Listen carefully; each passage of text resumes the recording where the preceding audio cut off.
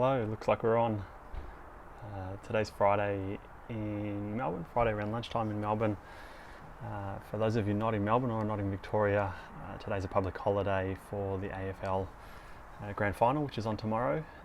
I have no idea about football, not the slightest idea about football in the world, so for me it's a day off to spend at home with the kids. When we first started to have this public holiday, I thought it was a bit ridiculous, if you ask me, that we had a day off for the grand final. I maybe shout it down in the comments, but if you're watching, drop us a hi, give us a thumbs up, let me know you're there. So public holiday here in Melbourne. I haven't the slightest idea about football in the world. Yesterday in the office we do every Thursday, I guess it is, before the grand final public holiday, we have a bit of a football event in the office. It was, we do a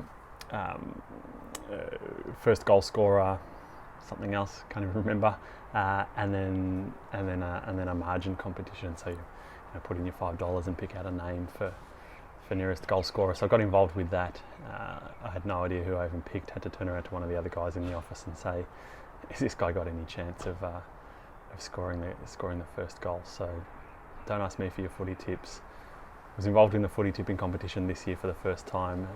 Put in my tips for the first couple of rounds and then completely forgot about it. So I was in it but had no idea. So AFL, clearly a bit of a big deal here in Melbourne. We've got the day off. For me, it's just another day at home with the kids. The youngest one's inside sleeping, so I thought I'd come out here and record a few videos. So bear with me, I am in the backyard. It has been a bit gusty, a bit windy.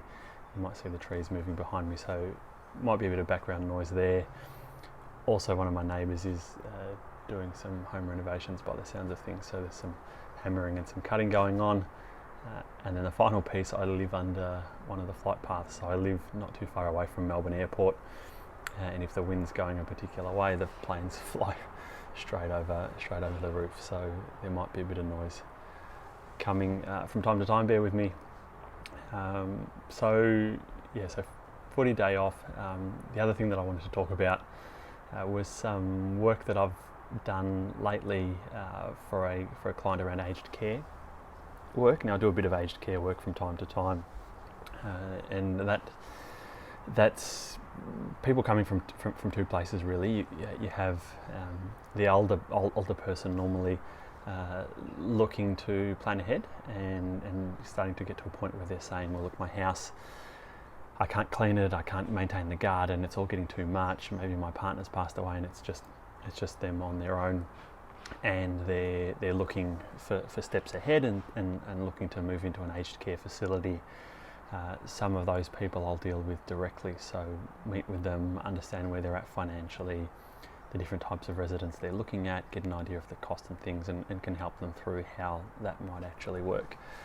The other place where I do some work in the aged care is where it's the adult children of the elderly person that's going into care. So that particular person's quite interesting. I did a bit of Googling earlier. They're often referred to the sandwich generation. So they're sandwiched between caring for elderly parents, or being the one that is involved when they have to go to doctor's appointments and all of those kind of things. So caring for an elderly parent, whilst at the same time themselves raising often adult children.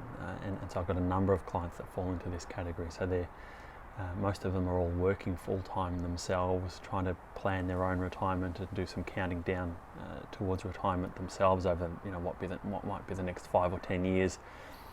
At the same time, trying to juggle doctor's appointments and care and all the rest of it for their elderly parents.